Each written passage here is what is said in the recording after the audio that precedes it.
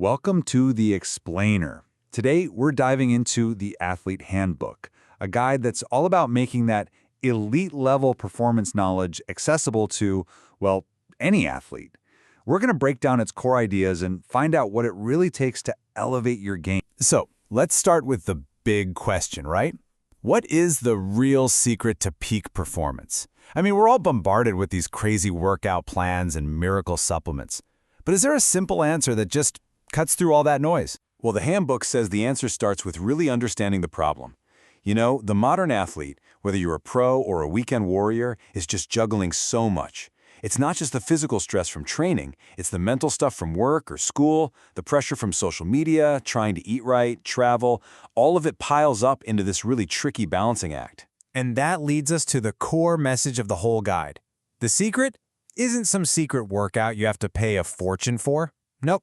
The real key, the game changer, is simply mastering the fundamentals. The basic stuff that we all think we're doing, but are we really? Okay, so let's start with the first and maybe the most important fundamental. The handbook calls it the unseen game. This is where the real magic happens. It's not in the gym, it's in your recovery.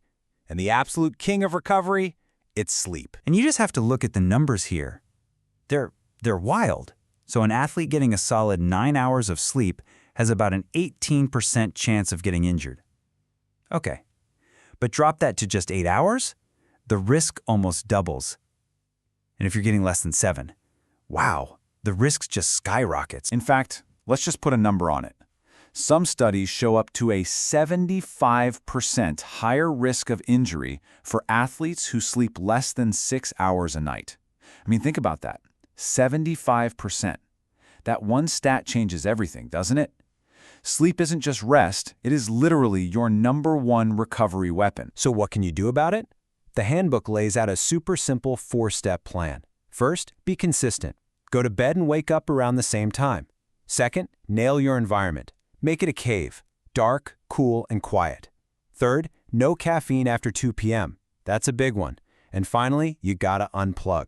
Get off those screens an hour or two before bed. It's not rocket science, but doing these 4 things together, it's a game changer. All right, so once that recovery foundation is solid, we can start building on it with the next pillar, your fuel. You've heard it a million times. You can't out-train a bad diet. And this guide really treats nutrition as being every bit as important as your sleep. Let's just take a look at protein for a sec. The guidelines are pretty straightforward. You're aiming for about 1.4 to 2.0 grams for every kilogram you weigh, spread out through the day. And right after a workout, getting a 20 to 40 gram hit is perfect for starting that muscle repair process. But the key is timing.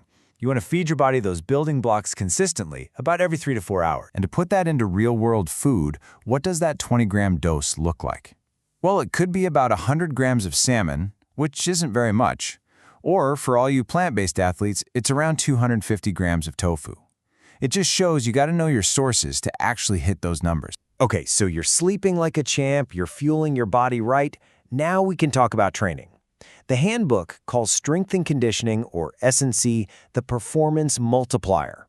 It's the thing that takes all that good stuff you're doing and turns it into actual, noticeable results in your sport. So what is S&C really? I love the handbook's definition. It's so clear. The physical preparation of athletes to improve sports performance while aiming to minimize the risk of injury. And that last part is so important. S&C is just as much about keeping you healthy and on the field as it is about making you better. Yeah, think of it like 2 sides of the same incredible coin. On one side, you've got the performance boost we all want, getting stronger, faster, more powerful. But on the other side, you've got resilience. A smart S&C program literally strengthens your body from the inside out, your bones, your tendons, and get this, it can slash your risk of sports injuries to less than 1/3 of what it would be otherwise. So how do you make sure a program is actually smart? The handbook simplifies it with this awesome acronym, SPORT. Your training has to be specific to your sport. It needs progression, meaning you're getting measurably better over time. It has to have overload to force your body to adapt. You have to be aware of reversibility, what happens when you take time off. And finally, you have to manage tedium with variety and, you guessed it, recovery. All right, and that brings us to the very top of the performance pyramid, supplements. And I want to be really clear here. This is the final piece of the puzzle. You only even think about this stuff once your sleep, your nutrition, and your training are totally dialed in.